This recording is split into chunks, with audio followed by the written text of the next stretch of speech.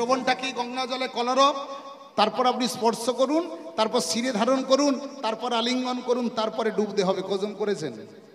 করেছেন? বাহ, এর আগে শুনেছেন? আপনি শুনেছেন? দেখলেন, আমি ধরে নিয়েছি এই মা শুনেছে। তাহলে ভালো করে শুনুন। প্রথম দর্শন, তারপর প্রণাম, তারপর শ্রবণ, তারপর স্পর্শ, শিরে ধারণ, আলিঙ্গন, ডুব। ভালো করে জানবেন কে বলেছিল সারা জীবন তুই ভগবানের নাম করবি না, সারা লাইফ ভগবানকে ডাকতে হবে না। গীতা ভাগবত কথা অনুযায়ী গঙ্গার জলে ডুবলে তোর দেহের পাপ তাপ সব দূরে চলে যাবে। কে বলেছিল? মহাপুরুষ পরমহংস রামকৃষ্ণ ঠাকুর। কাকে বলেছিল? গিরিশ ঘোষকে। কখন বললেন? যখন রামকৃষ্ণ ঠাকুরের গলায় ক্যান্সার হয়েছিল। কার জন্য? ওই গিরিশের জন্য। গিরিশ দেখলো আমার জন্য ঠাকুরের গলায় ক্যান্সার হয়েছে, আমার আগে ঠাকুর মারা যাবে, এটা হতে পারে না, ঠাকুরের আগে আমি মরে যাব। কি করে মরবে? ঠাকুরের আগে মরতে হলে আপনারা সবাই জানেন গিরিশ ঘোষ মাতাল ছিল। বলে দিনে 1 বোতল করে খাই, এবার 2 বোতল করে খাবো, বেশি বেশি মদ খাবো, ঠাকুরের আগে মরে যাব। একদিন রামকৃষ্ণ ঠাকুর সকালবেলা বাগানের মধ্যে ঘোরাঘুরি করছে, আর গিরিশ ঘোষ সকালবেলায় গলা পর্যন্ত মদ পান করে 2 হাতে 2টো মদের বোতল নিয়ে বাগানে ঠাকুরের কাছে গেছে। ঠাকুর। আচ্ছা মা, একটা কথা বলে যাই, এখানে আমার অনেক মা আছে, সঠিক উত্তর দেন তো। আচ্ছা মায়েরা, সত্যি কথা বলুন, বাবারা যখন বেশি নেশা করে বাড়ি ফেরে আপনারা রেগে যান না খুশি হন? রেগে যান। আমি আজকের থেকে বলে যাই, কেউ আর রেগে যাবেন না, কোনো রেগে যাওয়ার প্রশ্নই ওঠে না। যে বাবারা বেশি নেশা করে বাড়ি ফিরবে তাদের জীবনে 3টে সলিড উপকার দেখা দেবে। উপকার বলে যাব কি উপকার হয়, আবার উপকার জেনে গেলে বেশি বেশি খাবে, সেও মুশকিল আছে। আচ্ছা বলে যাই, যখন বলছি 3টে উপকার হবে যারা বেশি নেশা করে। 3টে উপকার কি হবে? 1 নম্বর উপকার হবে, যে বেশি নেশা করবে তাকে জীবনে কোনোদিন কুকুরে কামড়াবে না। 2 নম্বর উপকার কি হবে? যে বেশি নেশা করবে তার ঘরে কোনোদিন চুরি হবে না। আর 3 নম্বর উপকার কি হবে? তার যৌবন কোনোদিন নষ্ট হবে না। তাহলে 1 নম্বর উপকার কি বলেছিলাম? কুকুরে কামড়াবে না। কেন? যে বেশি নেশা করে তার ঘরের বিছানার থেকে রাস্তার বিছানা তার কাছে অনেক জনপ্রিয় হয়। দেখবেন বেশি নেশা করে বাড়ি ফিরতে পারছে না, রাস্তার মধ্যে গিয়ে টোলে শুয়ে পড়লো। রাস্তায় কারা থাকে বলুন তো? কুকুররা রাত ভিতে ঘুরে বেড়ায়। তাহলে কুকুরদের সঙ্গে যদি আপনি শুয়ে পড়ে থাকেন, তাহলে কুকুর মনে মনে ভাববে এ আমার সহপাঠী, এ আমার বন্ধু লোক, একে কামড়ে কোনো লাভ নাই, তাহলে জীবনে কুকুরে কামড়াবে না। আর 2 নম্বর উপকার কি? যে বেশি নেশাবে তার ঘরে কোনোদিন চুরি হবে না। কেন? যে বেশি নেশা করবে তার শরীরে একসময় ভুকুনি কাশি এসে যাবে। দেখেছেন? সে হাঁটতে হাঁটতে কাশবে, ঘুমাতে ঘুমাতে কাশবে। এবার রাত্রিবেলা ধরুন চোর চুরি করতে ঢুকছে, আর সে বেটা ঘুমিয়ে ঘুমিয়ে কাশতেছে। তাহলে চোর বাইরে থেকে মনে মনে ভাবে এ বেটা কাশতেছে যখন, এ জেগে আছে, এর ঘরে চুরি করা যাবে না, তাহলে চুরি হবে না। আর 3 নম্বর উপকার কি? যে বেশি নেশা করবে তার যৌবন কোনোদিন নষ্ট হবে না। কারণ 40 হবে, বলো হরি হরি বলো হরি হরি, পিকচার হয়ে যেতে হবে। 3টে উপকার আছে। তাহলে আজকের গিরিশ ঘোষ ভাবলো বেশি নেশা করবো, ঠাকুরের আগে মরে যাব। রামকৃষ্ণ ঠাকুর বাগানের মধ্যে ঘোরাঘুরি করছে, আর গিরিশ ঘোষ গলা পর্যন্ত মদ পান করে 2 হাতে 2টো মদের বোতল নিয়ে ঠাকুর রামকৃষ্ণর কাছে গেছে। ঠাকুর।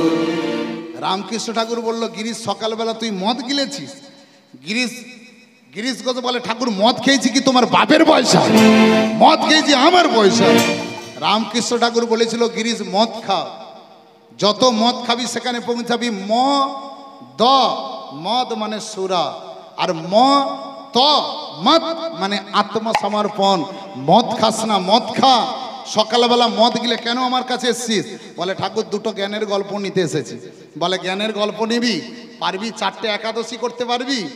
গিরিশ ঘোষ মাতাল হলেও বুদ্ধিমান, জানে যত গুরু ঘাঁটবো তত বিদ্যে আসবে। আচ্ছা ঠাকুর 4টে একাদশী যদি না করতে পারি? বলে 4টে একাদশী যদি না করতে পারিস 2টো অষ্টমী করবি। আচ্ছা ঠাকুর 2টো অষ্টমীও যদি না করতে পারি? বলে তাহলে একটা শিব চতুর্দশী করবি। ঠাকুর একটা শিব চতুর্দশীও যদি না করতে পারি, তুই শালা যখন কিছুই করতে পারবি না, গিয়ে ভগার খালে ডুবিয়ে মারিস। যখন বলেছিল ভগার খালে ডুবিয়ে মারিস, গিরিশ ঘোষ মদের বোতল নিয়ে তেড়ে মারতে গেছে। বলে সাহস কম না, তুই মদের বোতল দিয়ে আমাকে মারতে আসছিস? বলে ঠাকুর তুমি কি বললে? আমি ভগার খালে ডুবে মরবো? ঠাকুর রামকৃষ্ণ বলে, তোকে তো আমি এই কথা বলিনি।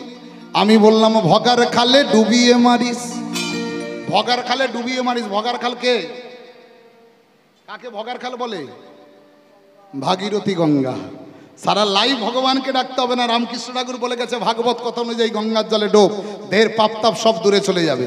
তার সমবেত ভক্তমণ্ডলী, ভক্তিমতী মায়েরা, এখানে রামকৃষ্ণ ঠাকুর একটা মূল্যবান কথা বলেছে। 4টে একাদশী যদি না করতে পারিস, 2টো অষ্টমী করবি, 2টো অষ্টমী যদি না পারিস, একটা শিব চতুর্দশী করবি। এই ফাল্গুন মাসে শিবরাত্রি ব্রত গেছে। মায়েরা শিবরাত্রি ব্রত করেন? শিব চতুর্দশী কারা কারা করেছিলেন একটু হাত তুলুন তো দেখি। বাবা, অনেকেই করেছে। আচ্ছা, শিবরাত্রি ব্রত করে কেন? শিবের মাথায় জল দেয় কেন? বাবার মাথা গরম ছিল বলে? সবাই বলে নাকি শিবের মাথায় জল দিলে, শিবরাত্রি করলে নাকি ভালো বর পাওয়া যায়। যেসব মায়েরা শিবের মাথায় জল দিচ্ছে ভালো বর পাওয়ার জন্যে, আর বাবাগুলো ঢালছে কি পাবে বলে? ভালো বউ। হ্যাঁ, এইসব ভুল কথাগুলো মাথা থেকে নামিয়ে দেন। কোথাও লেখা নেই শিবের মাথায় জল দিলে ভালো বর বউ পাওয়া যায়। আমি যে কথাটা বলেই যাচ্ছি একদম সহজ করে বুঝিয়ে দিয়ে যাই। শিবের মাথায় জল দেয় কেন? শিবরাত্রি ব্রত করে কেন? আপনি অমাবস্যা পূর্ণিমার দিনে গঙ্গার ধারে যাবেন। এমনি দিনে গঙ্গার ধারে গেলে গঙ্গার জল যে পরিমাণে থাকবে, অমাবস্যা পূর্ণিমার দিনে গঙ্গার জলটা অনেকটা ঊর্ধ্বমুখী হয়ে যাবে। হ্যাঁ কি না বলুন? আরো বলে যাই, আপনি পাগলা গারদে যান। পাগলা গারদে গেলে দেখবেন এমনি দিনে পাগলাদের পাগলামোটা যেমন থাকবে, অমাবস্যা পূর্ণিমার দিনে গেলে ওদের পাগলামোটা অনেকটা ঊর্ধ্বমুখী হবে, বেশি হবে। আরো বলে যাই, আমাদের শরীরে 2/3 জল আছে। এই অমাবস্যা পূর্ণিমার দিনে 2/3 জলটা ঊর্ধ্বমুখী হবে। যাদের শরীরে বাতের ব্যায়াম আছে, বিভিন্ন রোগ আছে, এই অমাবস্যা পূর্ণিমার দিনে রোগটা চাগাড় দিয়ে ওঠে। হ্যাঁ কিনা বলুন? কি করবেন? এই অমাবস্যা পূর্ণিমার 4 দিন আগে আসবে একাদশী। আপনি একাদশী পালন করুন। আচ্ছা ছেড়ে দেন, আপনি একাদশী করতে পারলেন না, এই শিব চতুর্দশী করবেন। শিবের মাথায় এই দিনকে জল দেয় কেন? এই দিনকে বাবা ভোলানাথ এই ধরাধামের যত অশুভ শক্তিকে দূর করেছিল, যত শুভ শক্তি নিজের দেহের মধ্যে ধরে রেখেছিল। আমরা যখন বাবার মাথায় জল দিই, বলি বাবা যত শুভ শক্তি তোমার দেহের মধ্যে তুমি ধরে রেখেছো, কিঞ্চিত হলো এই শুভ শক্তি তুমি আমার দেহের মধ্যে দিয়ে দাও। নিতাই গৌর হরি বল। এটাই হলো শিবের মাথায় জল ঢালার কারণ, নচেত আর কিছু নয়। তাহলে আজকে রে মাধব দাস কি করলো? ভাগবত কথা অনুযায়ী গঙ্গার জলে ডুব দিলেন। ডুব দিয়ে গিয়ে মায়ের